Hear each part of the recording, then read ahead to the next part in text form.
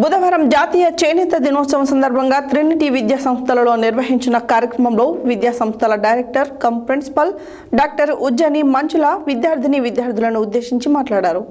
బుధవారం జాతీయ చేనేత దినోత్సవం సందర్భంగా ట్రినిటీ విద్యా సంస్థలలో నిర్వహించిన కార్యక్రమంలో విద్యా సంస్థల director come principal doctor Ujjini మంజుల విద్యార్థులను ఉద్దేశించి మాట్లాడుతూ ప్రపంచానికి ఆధునిక సంస్కృతి సంస్కారాన్ని దుస్తులు ధరించడాన్ని నేర్పింది అని, పత్తి నుంచి దారాన్ని వడకడం, కండలకు చుట్టడం, రంగులు అద్దడం, మగ్గంపై సరిచేయడం, నాడను ఆడించడం ఎలా జరుగుతుందో సవివరంగా తెలుపుతూ నేత కుటుంబీకుల పనితనాన్ని, వారు పై విధంగా చేసిన చీరలు, పంచలు, కండువాలు, ఇతరత్ర ధరించే బట్టలు, వాటిలో పట్టు, కాటన్ దుస్తులు ప్రాముఖ్యతను తెలుపుతూ మనిషి అందాన్నే కాక సంస్కారాన్ని తెలిపే విధంగా ఉంటాయని, ప్రత్యేకంగా కాటన్ నేత దుస్తులు ఎండకు చల్లగా చెమటను పీల్చే విధంగా, చలికి వెచ్చగా మనిషి యొక్క శరీరానికి అనుగుణంగా ఉంటాయని, వీటిని గాంధీజీ లాంటి వ్యక్తులు ధరించారని తెలిపారు.